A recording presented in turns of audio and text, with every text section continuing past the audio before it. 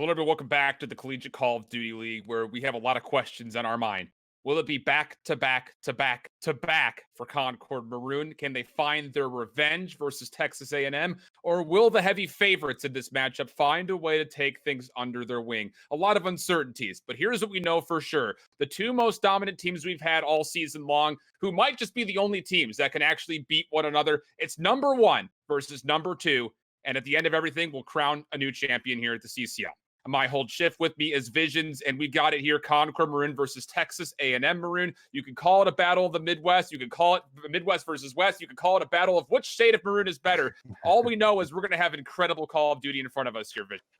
It's going to be incredible. It's going to be amazing. And you got to start with the run that Concord Maroon has been putting on stream in the last couple series, because man, oh man, Shift, this team is looking phenomenal, and it's based off the back end of their subs. Their submachine gun players up towards this point, I have not seen them play this consistent. I have not seen Concord Maroon break kills like they've been doing in a lot of these hard points, and that gives me a lot of confidence in this squad that's going up against a rematch where they had almost bested them. They went towards the map 5 up against Texas A&M Maroon, where they had just fallen short and they weren't able to close things out, but now they get a second chance at it. But they need to start the series a lot harder, because going back towards that series, they had went down 0-2 and they had to try and bring things back. But now you need to go, or rather, I think coming in just even off the first couple maps, but going in towards this one, you need to have a strong start. You need to do exactly what they've been doing up towards this point, which is off the back end of Megatron, paralysis, breaking hills, finding big multi-kills, and Red Chase. Shift, I'm not sure where Red Chase has come from, but idea. This dude is just, man, absolutely frying in the last week of the CCL.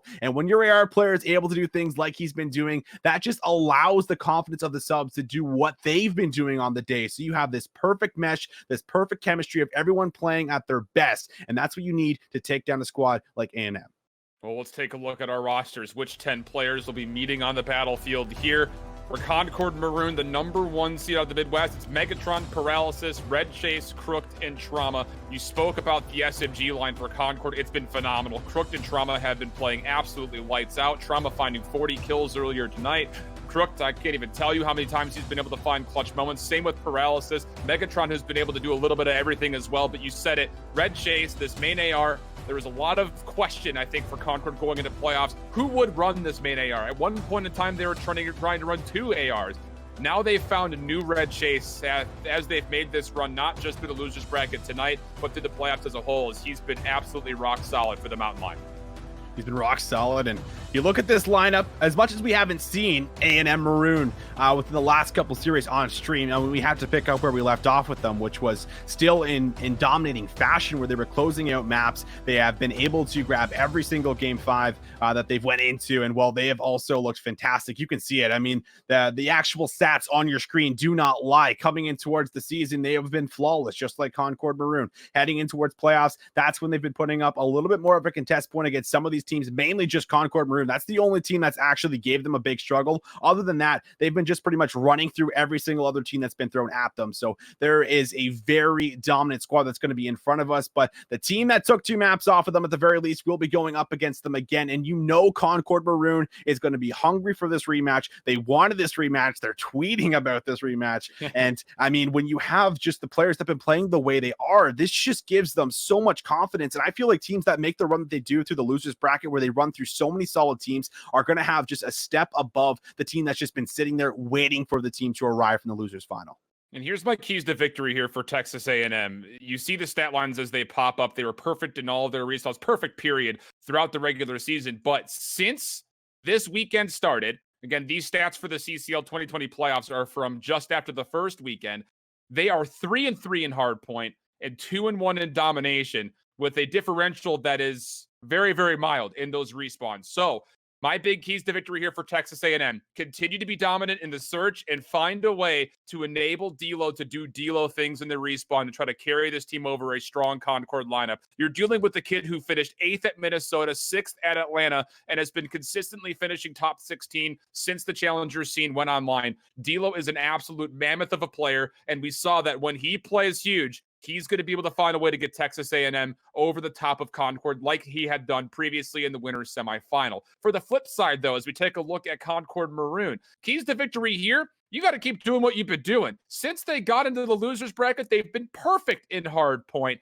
But the big question mark for me comes down to, can you turn around this domination? Yes, when they played Texas A&M, they were able actually to find a win on gunrunner domination, 160 to 137. But just like we were mentioning, can you find a way for Texas A&M to get D'Lo going? For Concord Maroon, you need to find a way to shut him down early.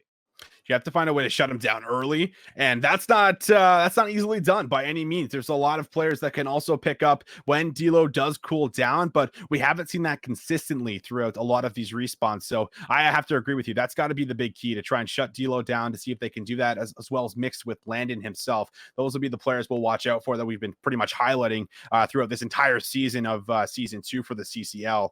But this will be a very interesting map set that we also have for ourselves. As you can see at the bottom of your screen, we will start things right off on St. Petrograd, where we got to already see a couple maps. And Concord Maroon, man, on a map like this where you have to find massive rotations from P2 to P3, and it's very difficult to break a lot of these hills coming in towards, P3 back to P4, we saw Concord Maroon find so many different breaks, and that was actually off the back end of coordinating perfect communication, hitting doors at the exact same time, finding big entry kills, which off the back end of having Paralysis and of course Megatron and Crook all finding multi-kills in a lot of those exchanges, that certainly helps. But the fact that they were able to coordinate that and be on the same page, that's another big factor that you have to look at coming in towards this match, coming off of all the series that they've already been replicating that for us on stream. And for Texas A&M, we've seen them play this map as well, although it was versus Purdue and Humber most recently, 250 to 115 the first versus Purdue, 250 to 178 versus Humber. So all of those strengths that you were talking about for Concord, Texas A&M have shown that as well. In the maroon will be Concord, in the white will be Texas A&M, and for the Aggies, they're going to be forced to try to work their way across the map to see if they can find a way to break open the P2 spawns. And how about the commitment here for Concord, as they'll keep 2 members sitting very passively through blue square to make sure that rotation stays locked down. Yeah, they truly do not want to lose these spawns, and Red Chase now realizes that he might have to actually apply some pressure in towards the hill, as it is being contested from both of these squads. Red Chase will find 1 kill in the middle of the map. Megatron now the next entry, but that is 3 kills that drop through here for Texas A&M Maroon. Trauma tries to follow it up and put a halt to the stop in the kill feed, but this will be control very early on. Concord Maroon are actually a little bit hesitant on whether or not they want to hit this one more time. The call might be made to try one more attempt, but they need to make sure they're holding on towards the spawns, and 2 members already pushing through blue court. They're looking for the flip.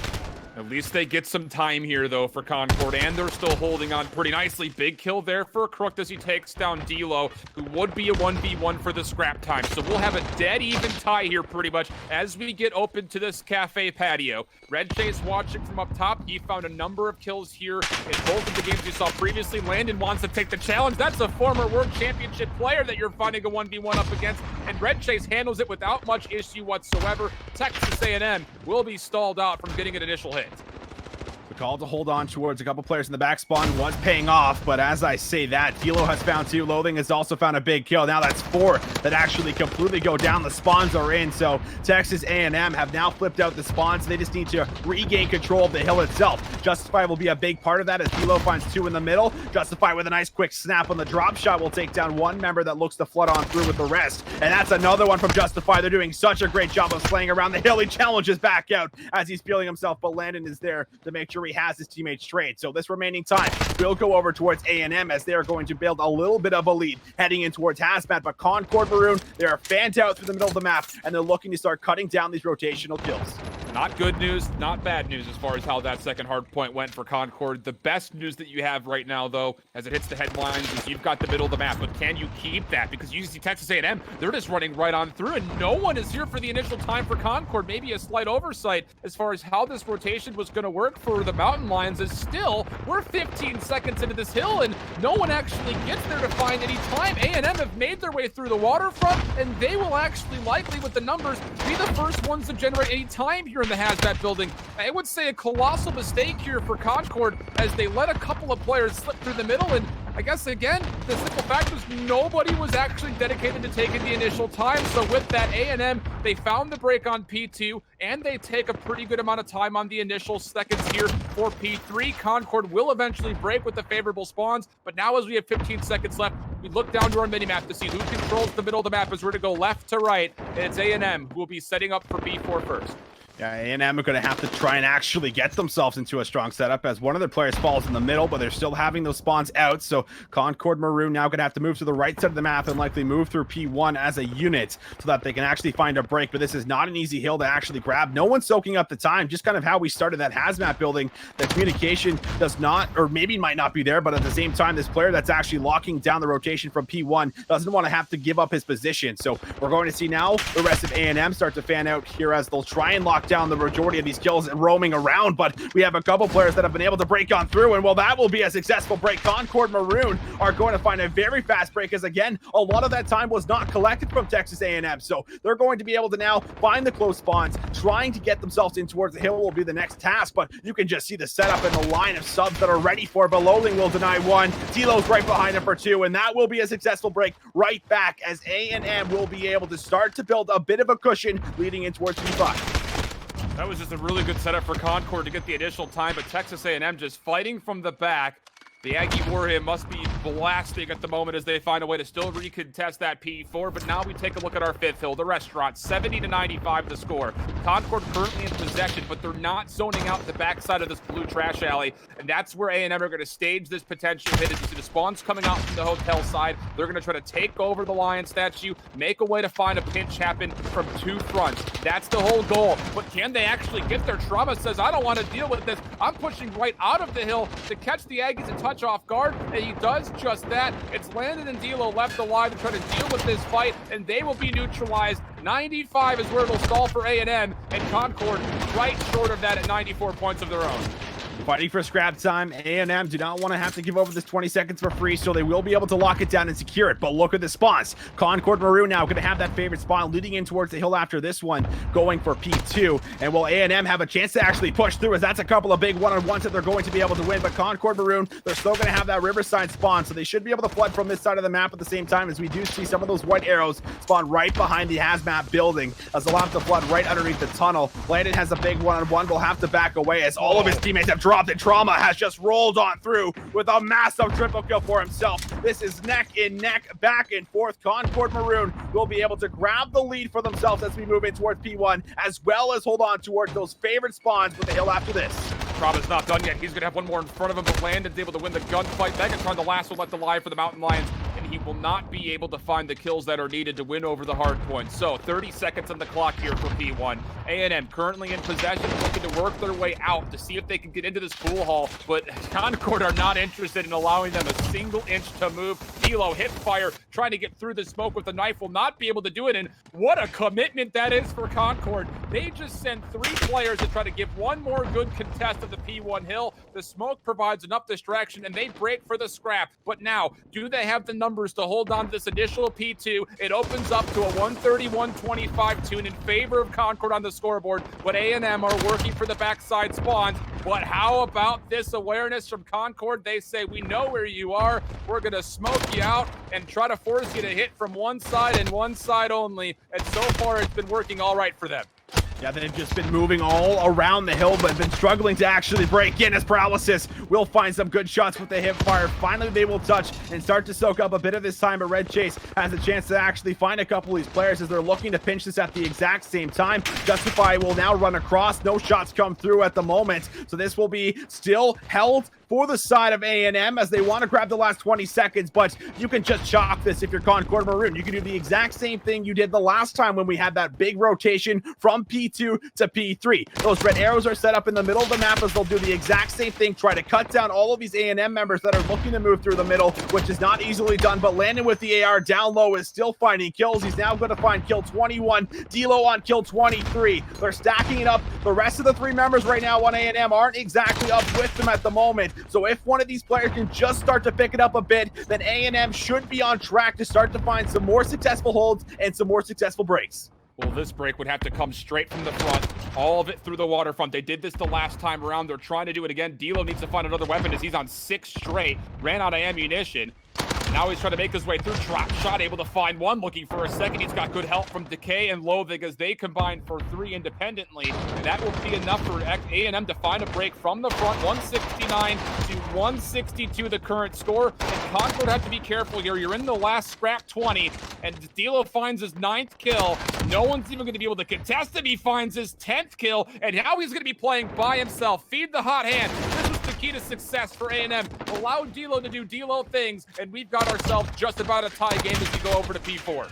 Yeah, I mean, when we do look at P4, there is nobody even close towards the hill. There's barely anyone on Concord Maroon that's going to get past this hazmat building, as Dilo is still just being such a nuisance, a thorn in his side, going to delay some of these spawns even further. So the first 10 seconds already been collected, and you're likely going to be able to grab another 10 to 15 before Concord Maroon are going to be able to coordinate their push in towards the pool hall. So that it was 20 seconds now gathered. We'll see exactly how they try to approach this, but Dilo is still doing Dilo things himself, as he will grab another 2-piece, 35 and 14 for himself. Justified will close the door, finds the pre-fire, finds one of his teammate, and his brother is there to back him up. First 35 seconds is good. Concord Maroon have not been able to find a break like they've been doing in some of these other series. They finally bust on through, but 40 seconds was already gathered. If they can grab this 20, they will be able to bring it back towards the tie game, but the next hill, that's where everything's about to break down for a shift. And well, we can already see a couple Concord members here, but they have to win these gunfights. You got to be careful of how you're rotating here if you're Concord Maroon. They're giving so much attention to the old hill, trying to make sure they secure that time. They might lose track of the middle of the map, and Texas A&M will find a string of kills to open up the initial time here at P5, 212 to 192.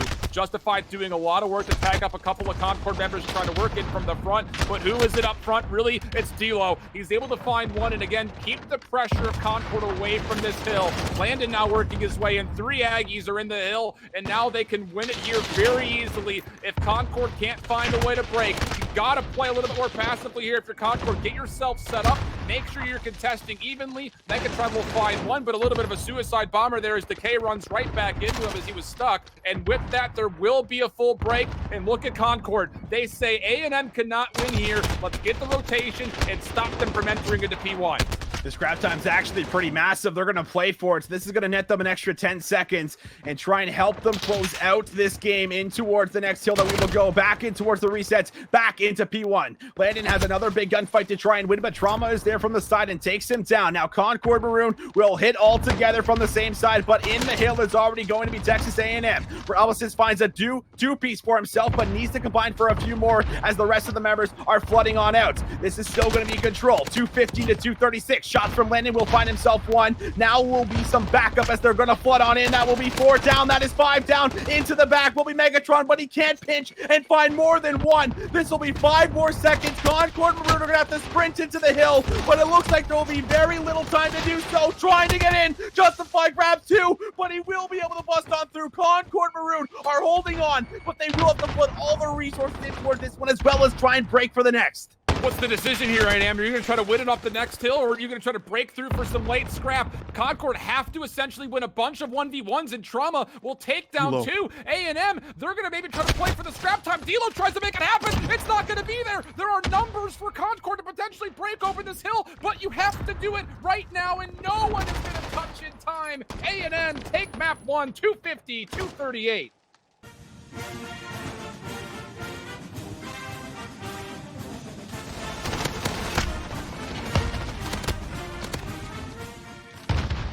What a barn burner for map number 1.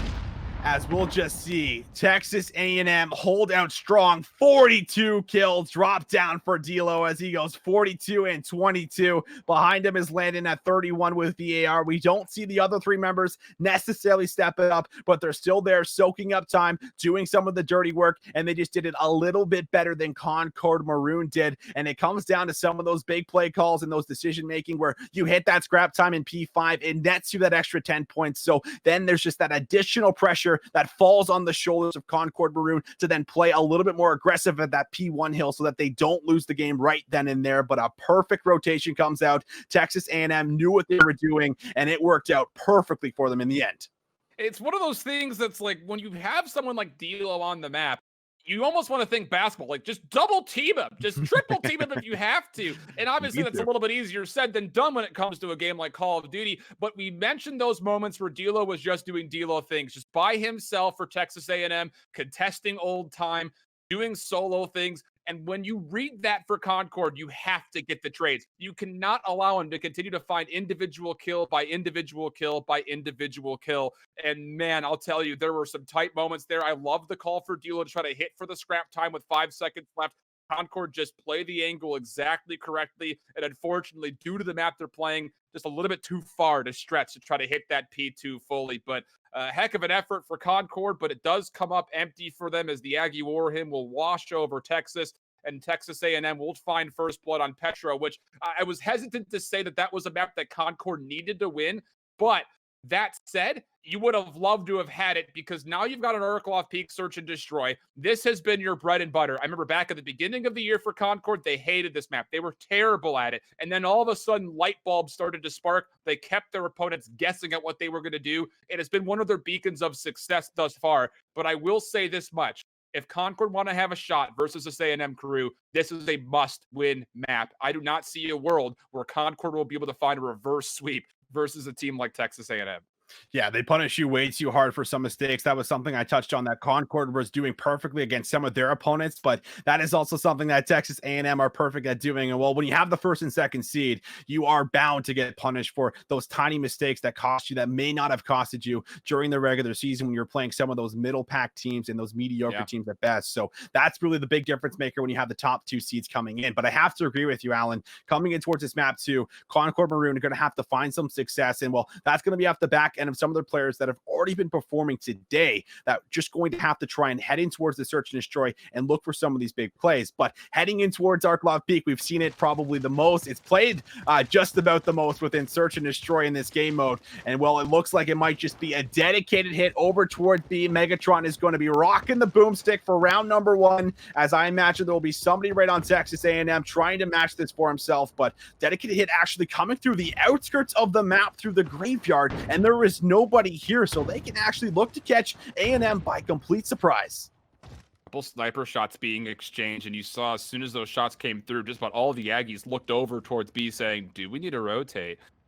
But A&M have not made the call for that to happen. Paralysis is in an incredible spot. He's going to be able to watch every single rotation, but you have to trust your teammates to break through the house, and they've done that. The bomb's going to be planted, and now all of a sudden, here comes the frantic rotation from A&M. Everyone turns around, and Paralysis is in such a great spot. One more bullet needed to take down D'Lo, but the flinch was enough to keep him off the angle. The Semtex will come through for the kill, but while that all occurs, Decay and Loathing have found 2 kills for the Aggies, and the retake is looking strong. Landing goes up top. They're going to pinch just from about every single angle as they're busting through, but everyone's losing their gunfights. Now Landon will be just in a 2v2 as Loathing is able to take down Red Chase. Out in the outskirts, we'll see Trauma, but he just needs to play his life. He goes for the repeat and smokes Landon. That's a big one-on-one, but Loathing will find a second. He does not have enough time for the defuse. Even if he finds that kill, likely not able to get it. Concord Maroon will strike first with the first blood on Search and Destroy Arklov Peak with a beautiful push throughout the right side of the map into the B house. And the only reason Trauma makes that long peak is because Crooked is calling out that I'm coming to help, but still, the cojones on Trauma to get tagged up that heavily and still take the double shell. Oh, mama, you don't normally see things like that. But the first offense successful for Concord. Now it's on to A&M. Again, we talk about this a lot, Austin. This map does not normally see a lot of attacks that come through successfully, not at this level. And for Concord to draw first blood like that is a massive statement. And this time through, it'll be a more ceremonious opening towards the A site. D'Lo for first blood gets traded. Smokes will embellish the entirety of the trench ramp. And with that, Landon will try to make his move over towards the outside. Trauma tries to find a kind of cheeky flank through the smoke, but will be shut down. But fortunately, Megatron watching overhead will keep things level at a 3-3. Loathing already having 3 kills to his name just from that very first round. Looking to piece together a few more. As Alan just said, 3v3, things slowing down. Not the chaos that was erupting off the very initial push. Megatron up top has that sniper in hand, I do believe, but Red Chase has now been taken down. So that's an assault rifle player that you no longer have. That's Crooks you no longer have, but you still have Megatron. Megatron! Oh my God, he sees the top of the hairline, and well, he's going to cut it right off. And now it's a 1v1. Loathing found 3 in the last round, and now he needs to find 1 against Megatron, or this will be a 1v3. He's got the angle. He's got the read on this. Loathing's got dead silence, but he has to get the bomb. The timing is going to be good for Megatron. A 1v2 peeling the scalp off with the sniper and then the timing play to re-wrap mid. You're not going to see a better clutch than that for some time. Oh my goodness. I have no idea how he was able to drag that onto the top of the dome. I could just barely see him through the x-ray at the top of his head coming up. But Megatron, clearly, he's drinking his G Fuel. He is cracked out. He's feeling great. And that's a big two-piece rounds that you now actually string together for yourself. Concord Maroon, they found a successful push towards B, and now this actually draws a player out towards the outskirts. There's still going to be a standard 3-stack over towards A, which is something we've been typically seeing, but a well-placed Kobe grenade comes out from Justify, and that's already going to be 2 members down for Concord Maroon. Yeah, it's round 3. I mean, I want to be a little bit overcritical here and say that round 3 in, if you're going to make this play, you better have a trophy system charged up. Otherwise, play and wait for these nades to come through. And you can see Trauma, his trophy not quite ready yet. So a little bit of unfortunate situation there for the Mountain Lions of a Concord Maroon. Landon, deep trench. He'll find Red Chase for free, who also was the bomb proprietor. So now all of a sudden it's a 2v5. Megatron, you feel like it's going to have to do something incredible here. Not just something special, but something maybe even miraculous if they want to have a chance to find 3 rounds in a row. Trauma hard playing Landon, who still wins the gunfight. And now a 1v5 for Megatron with only 30 seconds to play. He's going to keep the sniper warmed up as he finds Dilo, but he's being tagged up from every single angle in the world. And this will likely be the end of his life here soon. Not the spot that any player wants to be in. Just being completely surrounded. Won't be able to find any last couple kills. Megatron's still able to grab at least one with that sniper. He's been hot with it so far, and I imagine he's going to look to keep that out as we see Loathing find the flank at the end with the pistol in hand, able to pinch him out. That's a big round that comes through here for A&M. You do not want to go down 3-0 to this Concord Maroon squad that plays well off of momentum. That's the big shutdown that's at least going to stop the bleeding for now. But in towards the offense, this is where we need to see something change up for them because they find themselves the defensive round. But so far, Concord Maroon has been able to stop them and halt them. Every single push that they have tried to throw at them. But this will be a different approach over towards B. And there's a lot of stacked members coming over towards A. So if they hit this fast with the smokes that are being thrown down, then they have a chance to bust right through and find some successful trades. Watch out here, though, because Crooked has already pushed pretty far forward at A. And I think Concord is actually right that this is a play to B. So if he makes the commitment to try to pinch this up, whether it be from the full flank or through the middle of the map, he might be able to find a kill for free. But how about this? Concord, they're going to play this one more reserved and take the passive wrap back to make sure they hold on to B. But you got to keep in mind, Landon, who we're on board with, is actually locking down the middle of the map. This bomb could rotate back to A technically. Megatron takes down Decay, who is trying to come through the middle of the map. There's numbers for Concord, and even though Justify re-picks up the bomb, A&M have made no progress at all towards either site now. Justify has the bomb. He's going to now move in. Slowly but surely, Trauma. He's not going to see this player, but that's done. He's going to give him the information. He challenges, but he loses it. Trauma able to just destroy Justify despite the stun coming up. That's also now the bomb down. Good snap from Landon, but not enough to be able to piece together a couple of kills. So Concord Maroon, they're going to be able to read that perfectly. Too slow of a hit. Comes through in towards the B side where they're just kind of playing in the middle of the map they're around. They get picked apart, and they give too much time to Concord Maroon to be able to rotate over and find a line of defense to make sure they're not able to bust on through. And now that's going to be a 2-round lead once again. Do you kind of feel, Austin, that maybe that's a frustration call for A&M? D'Lo leading the charge as the point man saying, let's just rush B. Because it kind of felt like it off the rip, watching them kind of roll out towards B. There really weren't that many set smokes or utility being tossed out to make sure the rotation was blocked. And A&M, like you mentioned, never even get through the front yard to get into the B house at all.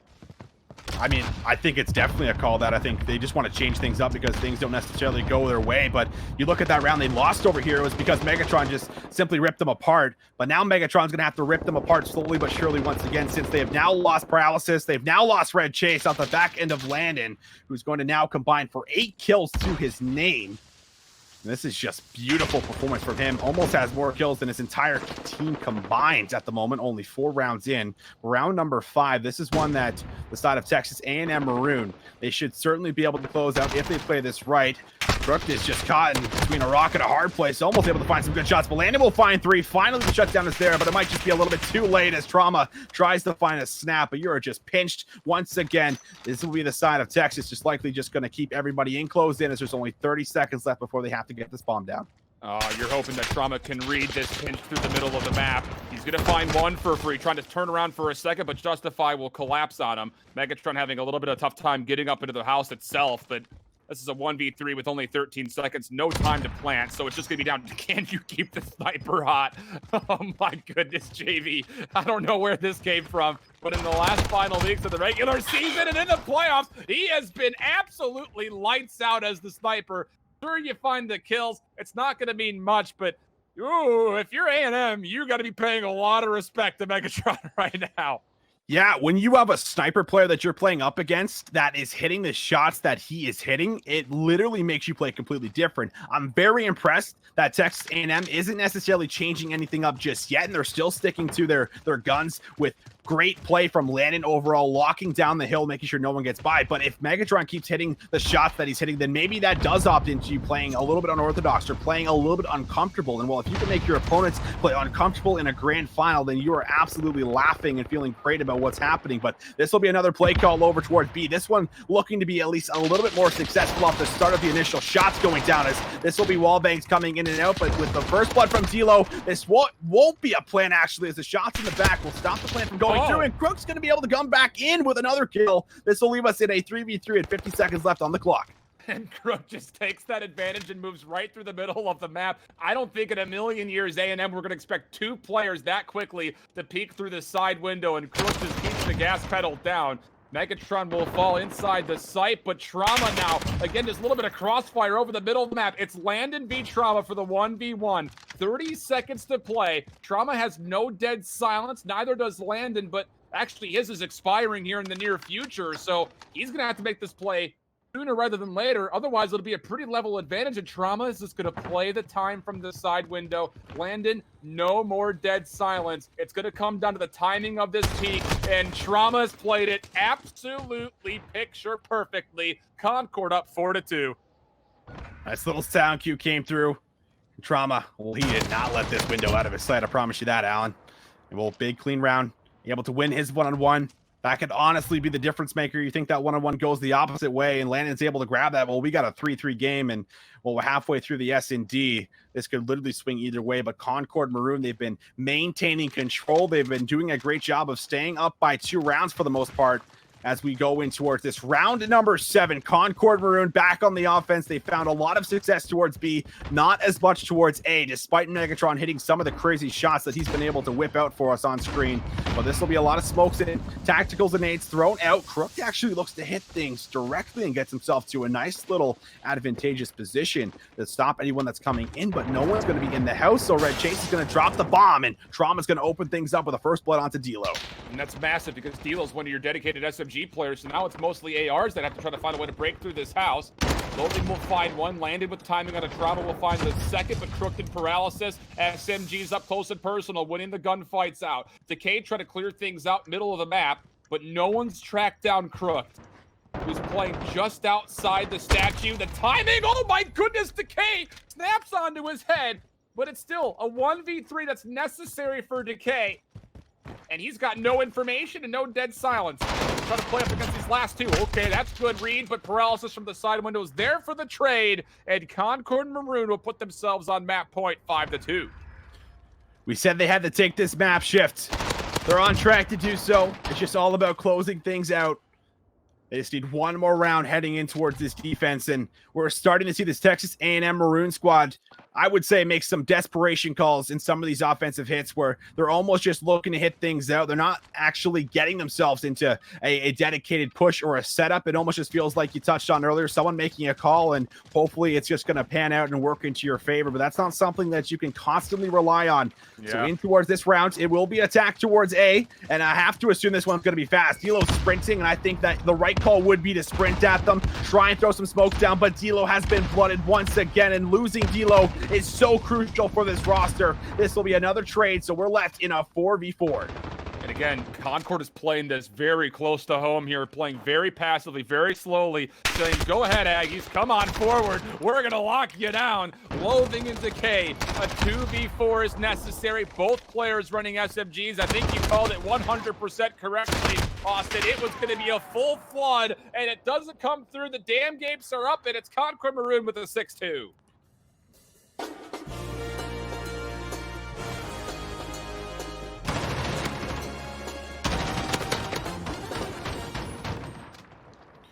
What a series that we have on our hands. 1-1 in this grand final. Or again, if you are just tuning in, Concord Maroon fighting from the losers bracket, so they have to find 2 best of 5s. Yeah. But starting it off with this first map on the board is certainly a great start that you want to have. And well, that was off the back end of a lot of big plays that dropped down for Megatron with the sniper. That happened for Trauma and some of those one-on-ones, Paralysis with a lot of opening first picks in those first bloods. And that was a big underperformance that comes through for D'Lo. Out of all people, he goes 2-8, and that's not to count him out by any means, but when you don't have D'Lo firing on all cylinders with Landon, then that's when you have a chance to actually find some map wins. And they just did a great job of actually just winning those one-on-one engagements off the start of the map. D'Lo got blooded in a lot of those rounds on defense and on offense, where he loves to be that entry submachine gun player, where he's the one actually usually finding these first bloods. But Concord Maroon, you touched on it before we jumped in towards the map, they look fantastic on Arclock Peak. They close it out and they bring us to a tie game heading into this domination.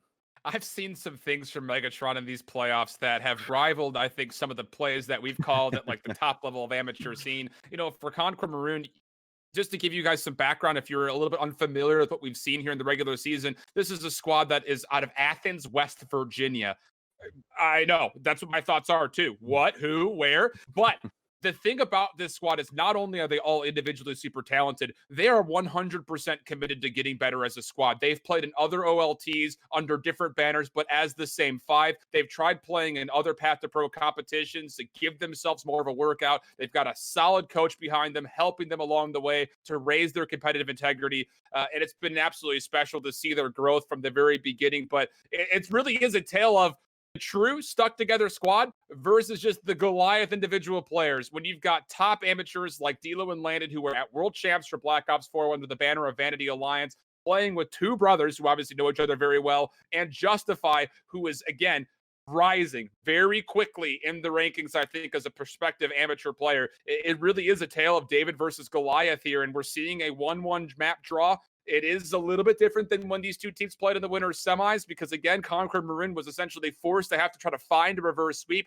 That didn't happen. But as we get to St. Petro domination, this is where everything just goes out the window. Concord has been solid on this map, but the Aggies, again, D'Lo, Texas A&M Maroon have just rode through the respawn of the back end of his individual plays, and that's what we mentioned in the hard point. It's going to have to be the case here again. You have to shut him down. And I think the best case coming in towards the series at the moment, for at least for the side of Texas A&M, is that they already got to see the losers final matchup. And we already got to see Concord Maroon play this map number 3 up against Humber, where they were 2-0 up. They had the chance to close things out in a 3-0 sweep, but that did not end up happening. They ended up choking that map number 3, where there was a lot of big individual players from the Humber players, like Cush Point, like Tunes, who were able to find some big multi-kills that flipped things out and were able to play on their side. And Concord Maroon just couldn't get themselves in towards a rhythm, and they just did not have enough middle map pressure. But I'm expecting D'Lo to definitely bounce back. We highlight this player for a specific reason on a numerous different occasions, because he's the one that gets things done for the squad. When he's firing, then things tend to work out for the squad. So if you are able to shut down D'Lo once again, or force another bad map on towards them, then I think that could definitely be a big moving point for the side of Concord Maroon to move right through and go 2-1 up in towards the series, heading in towards that hard point. And how about this? That's the first search and destroy that Texas A&M Maroon have lost, truly lost, here in the playoffs and mostly through the regular season. So quite a feat for Concord to take that one away. I will just take a small moment to step away, zoom away from what our current match is, and say thank you to all of you guys out there that have been donating. Your money goes directly to the prize pool, right to these players' pockets. I don't know 100% what the differential is, but as I say that, I'm getting word from Jaybird that currently in our total prize pool, first place would be walking away with 2.7K, and as of right now, right around $700 for second. So if you're feeling generous, you're enjoying your time here, consider $5, $10. Just give it up for these players. If you do decide that you're enjoying everything else, not just the plays, but the production, the casting, the website, the writers, the statistics, all of the people that are behind the scenes, any subscription to the College COD channel goes directly towards helping our operation costs as a whole here in season 2. So again, a massive thank you for all of you guys out there showing your support. I know we have a handful of pro players that have been stopping in the chat. You guys are goats. Thank you so much. Not just for myself, but of course for all of us here in the staff of CCL, and more importantly, from the players who are just trying to get a shot, to get noticed a little bit. And well, I mean, divisions, we could say stories about every single one of these 10 players that are currently in this lobby, but here and now it comes down to who is in playoff MVP form to potentially help their squad get over this third map hurdle. Yeah, and I think you just hit like also a big point for as far as what we're moving out into, and that's that these players are trying to find breakthroughs. A lot of these players are trying to be able to get themselves to a point where they can maybe break in towards that top pro league type of situation where we've seen D'Lo, we've seen Landon be up there in the mix within this whole entire year. Now some of these players in Concord Maroon looking to do that once again, but now we'll see if Concord Maroon can replicate what they did so well in that last map in towards a respawn game type, trying to take it away. The swing map is in. It's tied 1-1. The grand finals, map number 3 underway, as we'll see how the breakoff is going to play and what team's favored. Yeah, Megatron goes for a very cheeky opening. He's got a teammate to throw an aggressive smoke, and he tries to push through to stop the capture of C initially. A risky play does not fully come through to fruition, so now the rest of his teammates have to try to find a way to win the scrappy battles around the line, stashing for the speed flag. D'Lo will not quite be able to get the capture, and Megatron again says, I'm going to go for it. I love this commitment from Megatron. He's feeling the hot hand after the surge. He says, let me try to make a solo play, and with this push through, he'll actually force the spawns of AMN to be over towards P1 hardpoint. Decay wins a massive one-on-one. He had his teammate there just in case things would have went wrong for a quick moment, but this opens up for all this pressure to be relieved from B, and now they're going to cap the A and B flag for themselves. They find 3 kills as the first wave of the push that comes through for Texas A&M will not be successful, and still lighting things up will be Megatron, who follows up with that 3 spree in towards 1 more, and now we'll slow things down as the overextension play comes through. Decay will make sure no one is going to be able to come for that flag, but Texas now going to be able to make a play towards A. This will draw some of the members back. D'Lo finds a massive 2-piece for himself before Trauma ends up shutting him down in the middle. Trauma has a chance to find 2, but no, he will be deleted from Justify, who finds a quick snap on towards the head of this player. Loathing follows it up as he's jumping across, and we're bunny hopping from structure to structure as this will be a setup now that A&M tried to lock in for themselves. Loathing helps secure the flag. B is going to be captured, but as I say that, the flip of the home flags is coming in and out. C and B will be held, but player 2, he's moving right in, and Megatron is going to try and find a neutralization. Yeah, that was just the Mountain Lions being a little bit subject to being caught as monkey in the middle there, trying to put too much investment into the B flag, never fully committing to knowing which home flag they wanted to go for. But now all of a sudden, as Megatron once again makes a solo play to capture C, there was a small opportunity for a triple cap, and technically it still exists, as you've got Paralysis hard focusing this B flag, and it will finally be captured. So just as much as the Aggies were able to find a triple cap of their own, Concord turns around and says, hey, we can do that too. And now all of a sudden, Loathing might force A&M to be caught a little bit monkey in the middle, as once again, Concord is making a play for the C flag. Loathing has a big play up top, but Paralysis with the nade will be able to take care of him. Back over towards the home plays will go, as it is a little bit of chaos. There's not a whole lot of structure built in towards both of these team pushes. It's almost just being very reactionary and playing off of this, not being a whole lot proactive, as it's very difficult. But C will be back in the hands of Concord Maroon, so they're going to stay on this favorite side at the moment, as it's 44-29. Good snap comes in with the help of Trauma, and his teammate Trophy is down. Now they're going to try and flood in towards this apartments building so that they can clear out the flag, start to net some control at the top. But the next wave about to come through for AMU. How are you going to be able to actually break out in towards the map? You're all attacking from just about the same side, but D'Lo has been able to grab 2. Loathing finds 2 maybe for himself, but only able to grab himself 1. Justify is there with the outskirts along the water side. They have to get their hands on B, but before they can do that, they have to grab control of the middle of the map. And Concord Maroon, they're doing such a good job of flooding all their resources in, constantly taking out these AMU members, not allowing them to get onto B.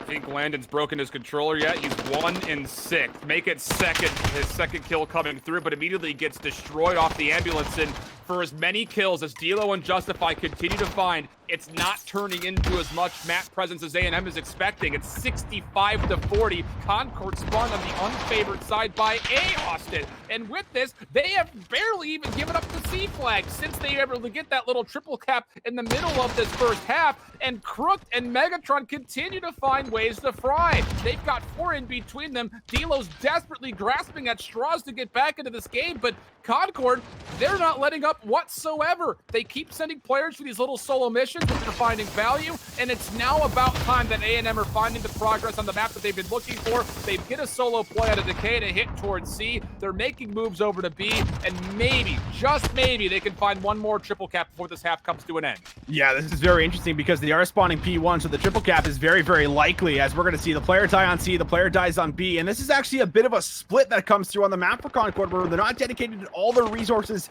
back to one home flag. They try and split, and now the spawns do fall on towards A, so they might be able to neglect a few more of these points, and if anything, this is actually really massive for Texas A&M, as they're going to be able to cut this lead down just a little bit, and it would have been a lot bigger heading in towards the second side if they didn't do so with that triple cap. But we see the last couple flags come in, a couple more ticks will drop on towards the board, as we'll have just an 11-point lead in favor of Concord Maroon for themselves. They did play the first 4 minutes just about perfectly though, Alan, but in the last minute we got to see why this Texas A&M Maroon squad is where they are. They're the second seed for a reason. They're in this grand final from the winners for a reason, as they've already beat them down, but now they'll have to bounce back from the second side to see if they can pull things back in their favor.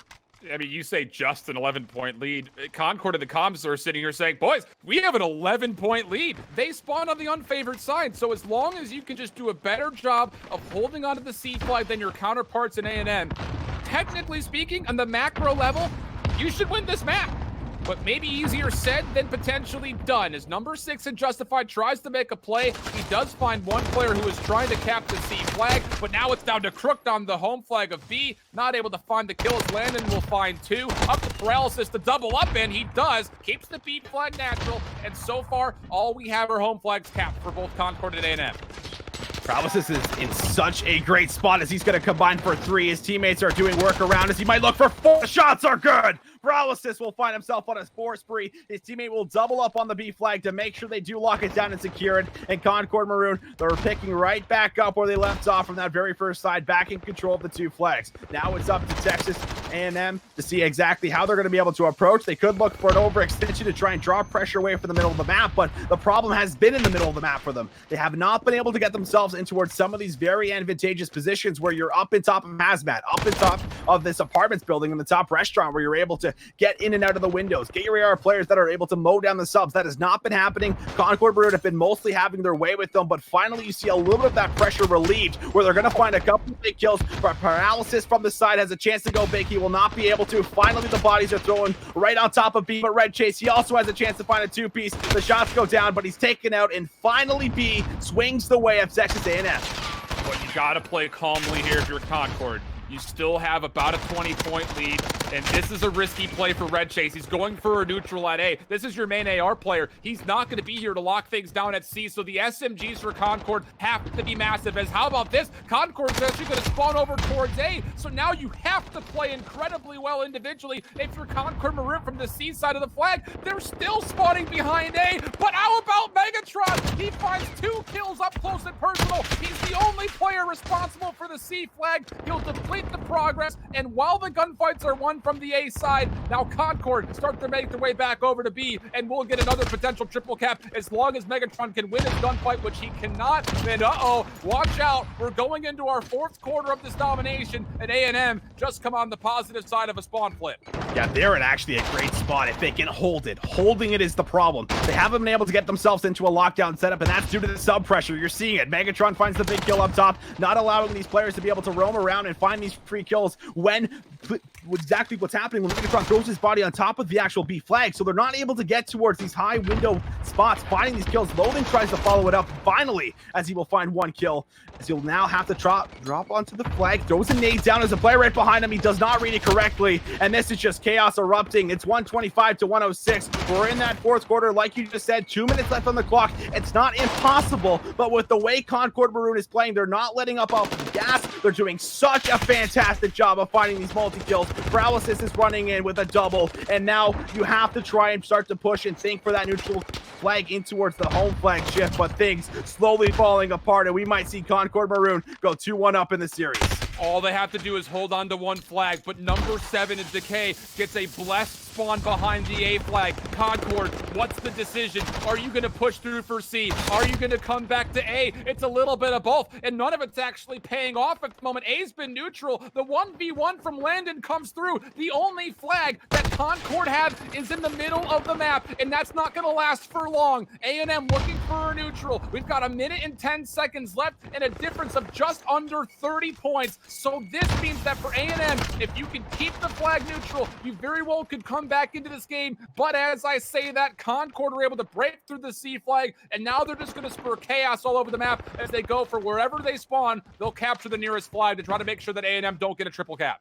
Yeah, all this pressure up to now multiple flags might just be the closeout. Landon has some very crisp shots as he takes down 2.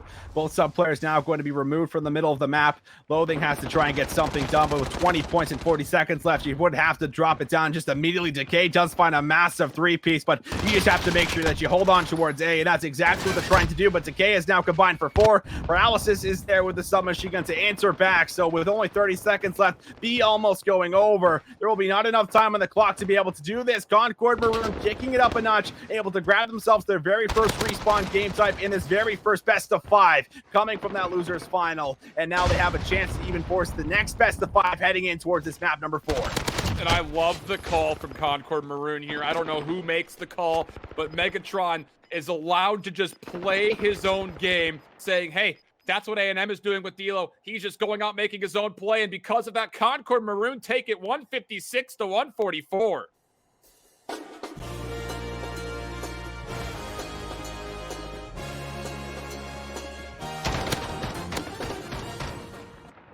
Concord Maroon, they want revenge. And revenge they are getting at the moment as they are going to lead the series. The last time, don't think they held a lead whatsoever in that best of 5 when they played up against the same team in the winners final. Now having a chance to force the second best of 5. And there was a lot of people saying, even if Concord Maroon are able to grab the first series, there's no way in hell that they grab the second. Well, now I'm starting to throw up a couple question marks because there is a way that they're able to do it. They're playing on fire right now, Alan. They're bringing it to them. All 5 players have showed us now throughout the day that they can all go off when they need to. And when you have 5 players playing on Championship Saturday that have this kind of caliber built in towards them, have this kind of ice in some of these big, important moments, that is just a squad that is so terrifying and that no team in a lot of spots wants to play up against. I mean, I do not know where this Concord team is coming from. I've watched them play continuously through just here at the CCL, but also when they played for AGN, other OLTs. I've never seen this Concord team play at this level. They're not just firing on all cylinders. They also stole A&M's car and are working off of their cylinders as well. Absolutely insane gameplay coming through that domination. And again, you got to give so much credit to Megatron, who sits there and says, I'm just going to play forward. I'm going to play aggressive. I'm going to force A&M to respond to me like we have to with D'Lo, and it pays off. I mean, again, Landon in that first half found very little to no value at all with the AR for A&M as Megatron was able to get so many influential individual plays over towards what was initially the home flag of A&M at C. And hey, you get that spawn flip. Yeah, there's that really wonky moment where you get triple cap for maybe longer than you were comfortable with, but you turn it around and turn it into good pressure against this A&M squad from what was their home flag. And like you mentioned, it may have just been 11 points in favor of Concord in the back half of the first half. But for Concord spawning from A, you take that every day of the week and twice on Sunday.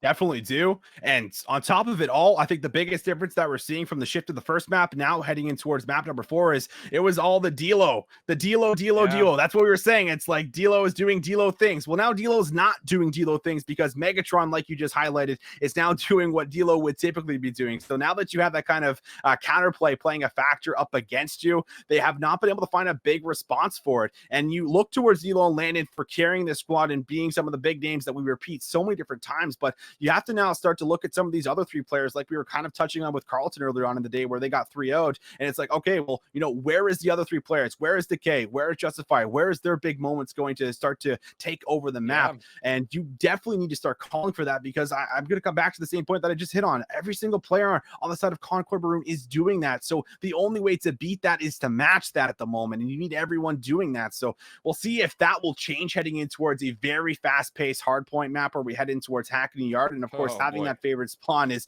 probably going to be very, very important to highlight and watch for. But this one's really up in the air. The subs have been on point, and I think they've just been a tad and a touch better than what we've seen so far from Texas A&M across the board. But you're going to have to pull the rabbit out of the hat in this one, because if you can force it to a game 5 on St. Petrograd, you have a chance of still closing things out as A&M, but you do not want to go to that second best of 5 coming off of a hot 3-1 win for Concord. And here's the deal, Austin, and I truly believe this when I say that Hackney Yard, any team could beat any team on Hackney Yard. Sure. It's a wild card map. If you just have one good blessed rotation, whether you're starting on the P2 side or you're forced to break it, but more importantly, from the first rotation to the second, going from 5 to 2, that is usually where the game is turned on its head, and anybody can beat anybody. It's just the spawn system that we have. It's the way that the game kind of moves, just on the simple timings of how you get from point A to point B. Anything can happen here, and I would not be surprised. We've seen it even from Texas A&M's point of view. They've played this map 4 different times. They've had 250 to 75s, and they've been beat 174 to 250. Doesn't matter if you're a better team than your opponent. Hackney Yard is an unpredictable monster, and the same can also be said here for Concord, as they've only played it 3 times since playoffs have started. It's the first time we've seen them on this map mode combo, and they're 3-0 here. So if Concord can find a way to execute on their timings that they've had all throughout these playoffs, it's very possible, and I would argue even plausible, that we very well could see a second best of 5 kickoff after the map. I mean, that's what we're all wishing for at the end of the day. We want to see that second best of 5. Everybody in the chat wants to see that best of 5, and I know we all certainly want to see that best of 5. And well, ladies and gentlemen, that wish might just come through, as we are into map number 4 in our grand finals. We'll see if Concord Maroon are going to be able to close things out in dominating fashion like they've been doing the last couple of maps. Justify holds down the middle, and of course it will be Texas A&M on the favorite side of Hackney Yard hardpoint, as it will be a lot of trading in the middle like we typically see off the break. But so far so good here for the side of Concord Maroon, as they will be able to move in, and the spawns are out. The flip is in immediately, and that's exactly how you want to break off on this map. What a play from Megatron. He just cuts right through the middle of the map. He finds 2 kills. Nobody from A&M backs up to deal with him. He finds the pinch and then flips the spawns. That is absolutely beautiful for Concord, and I've never seen them do that before. I feel like a proud father watching their son not just grow up, but get their way into the MLB or something. Absolutely picture perfect for Megatron, as he is 4-3, already at 7 engagements. Yes, Texas A&M will break through for what looks to be the scrap time of this first hill, but you have to find a way to break the P2 spawns all of a sudden if you're the Aggies. Yeah, you're gonna have to try and bust on through. This is one of the hardest hills to break in the game. It's not easy by any means, but at least the side of Texas A&M are able to grab a good amount of points off this very first hill, grabbing 30 points total. But Tire Shop is spawned. Concord Maroon is soaking up time, and they are looking for a full 60. Justify tries to hit the fire car, as he will find the first engagement and now needs to move through for 2. But the trade is good from Crook, as he gets the close spawn and will deal with that player as he tries to flood in. The spawns were coming through for Warehouse, so now all of this pressure going to shift towards the left side of the map for Concord Maroon to try and pick up and cover. Megatron is roaming around. There's a player down low, but they deal with him. There's a player also flooding in, but Megatron cannot deal with that. Crook has the cross, but there's still players trying to slip by. Player number 2 has actually got himself in towards the bottom, but will lose his engagement. So this will be a full 60 that comes out for Concord Maroon. There will be no break, so we'll have a good cushion with the rotation leading in towards P3. What is this Megatron? I have never seen him fry this hard before. This is absolutely insane for Concord. 69, 70 points to the 37 of Texas A&M. But for the Aggies, you're doing a good job stopping any pressure from coming to the middle of the map. And you've got Decay currently just existing on the hard point, although Red Chase finds an angle on him from downtown and gets the kill. He's not quite done yet. Landon will eventually meet him, but again, that's a good 10 seconds off the hill, where Texas A&M, because they were so focused on the battle mid-map, they're not finding any time here on P3. Paralysis throws his body, but Zelo will be able to respond with 2. We haven't seen that hot hand from Zelo so far. He's 8-6, but not doing Zelo things like he was doing in map number 1, where he was dropping over 40 kills. We'll stay on board with him as we go throughout this match to see if he can try and do that for himself. But Trauma, he's found himself a very big flank. So this will be the favorite spawns now, shifting and moving over towards Concord Maroon, where they're going to hold on towards this side of the map, which will be so massive leading in towards P4, but more importantly, P5. As long as they can lock it down and hold on, they will be in a great spot to extend this lead even further. This is beautiful from Concord. It's so beautiful, makes me want to cry. Maybe it should be entered into the Louvre or something. It's just a piece of art right now from Concord. That's an absolutely picture-perfect way to contest P3 and get yourself set up for the fourth. And take a look at number 9. It's Red Chase, who's actually swinging all the way behind this push from A&M. So yeah, A&M, congratulations, you get the break, but you lose those coveted spawns for what will eventually be this Doc's warehouse. So now Loathing has to make his way back over. He will find 1 kill, and with that, Landon tries to push forward, but he does it by himself. So it looks like Concord, they get those spawns locked up, but now you've got to be careful. You do not want to give 30 seconds of time away here on the office. And well, D'Lo once again duos up, and he will stop the initial attempt there for Concord for their break. And we're going to get not just a tie game, but a lead flip for A&M. And D'Lo has snuck his way back underneath. What a play from D'Lo, but it won't be enough to fully flip out the spawn. Yeah, he's cut down on the 5 spree, but he had a good opportunity to find a disciplined player where he didn't take the shots on the first player. But because he didn't, Red Chase has actually been able to play his life and has stopped a lot of the submachine gun players from getting close towards the hill. So this next push is going to be very important, and it has to be coordinated. D'Lo up top, L will find some shots, but the AR from Red Chase is just going to hold strong as they're waiting very patiently. They're not hitting out of L just yet, and those are some deep spawns behind green that just came through for player number 1. Justify gonna have to move across the map. This will be Trauma finding a big kill for himself. Paralysis right behind him. Landon's worked his way into top yellow, but there's still been nobody able to actually get close towards the hill as we see all those white arrows in the middle of the map. And Concord Maroon, they found a full 60 at the money hill for P2. They might have a chance at finding the good majority of this time as there's 20 seconds left, but look at the movement across the map. When have you ever seen Concord Maroon play this cleanly at the moment against such a highly stacked team shift? They are moving like they've been playing for such a long time in this game. They just have a 35-point lead, and this scrap time might end up going over towards A&M, but that is fine because they are playing for the money hills and they are moving so well. We talked about it at the beginning of the match. This whole map can come down to one rotation. How do you exit from P5 and get yourself set up for P2 upcoming in the second rotation? Megatron, he's looking for a knife, but Crooked is there to help him out. In Concord Maroon, they break through P1. They're set up for P2. There's still 40 seconds to play, and A&M is nowhere to be found. Nowhere to be found. It's all red flooding in towards the feed. Landon up top finds the big 2-piece, and this might actually open up a potential hit to finally come through in towards P1, where there's still a good amount of time to fight for. Shots come through for Landon, but somehow Crooked is able to find a double, plays his life, and shakes him! Takes him down below. Loathing has perfect timing as he drops down from the back. It will take down 2 players in the garage area, but this is the problem. Yes, you grab the scrap time once again, but Concord Maroon is more than happy to give you the scrap every single hill because they're always setting up for the more important ones. We did not see Texas A&M find a successful break the last time we were at this P2 hill at the tire shop, and well, it's very likely that we might just see another full 60 hold as this hill is just so damn hard to break.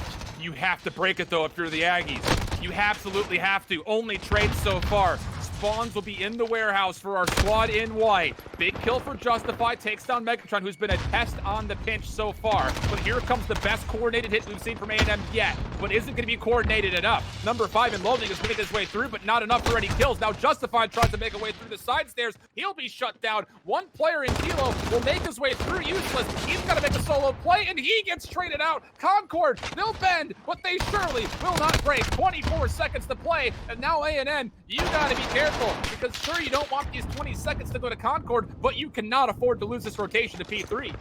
Concord Maroon, they're here to play in this goddamn grand final, man. They're going to break 200 points. They want to see that second best of 5. They're on track to do so in 3-1 fashion. You'd have to see some kind of a miracle or some kind of a switch be flipped from the side of A&M, as they've just been not on the same level in these last 3 maps. But they have an opportunity to stop the bleeding right here, right now. We've seen full 60s come through for Concord Maroon, but we have not seen that for Texas A&M. But it can start with this P3 hill as you hold the favorite spawns leading in towards the next 2 after this. Justify soaking up the time, will be cut down and will no longer be able to grab that for his squad. Paralysis with a snap. We'll say goodbye. Loathing has a couple more players to deal with as he has a good jump shot, finds 2 for his trouble. And while all this happens, this time is still being collected at the moment for A&M, but now that will be put to a halt as we'll see nobody jump onto it. Finally, Landon is going to back up his teammate as Justify will throw his body back on towards the hill. This is a good 20 seconds, but Concord Maroon, they're not going to let it go over for free. You got to be careful here for Concord. Do not let off the gas too much. Yes, you can play this safely and likely still win, but if you give A&M some room, they will take this game away from you. We've seen comebacks on this map happen before at similar scorelines. Andrew up front versus Loading Knock to win the first battle. A&M trying to hold on to P4, but it's Megatron again. He finds a double up, and with that, Trauma will walk right on in, find the only kill he needed to, and now there are numbers for the Mountain Lions trying to close out the game here in the office.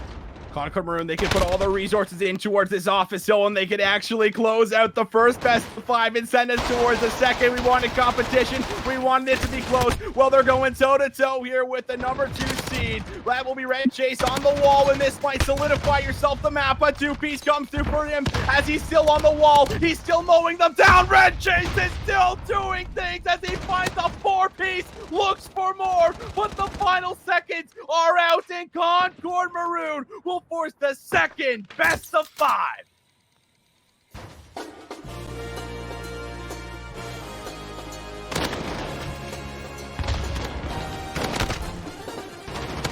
What in God's name are we watching right now?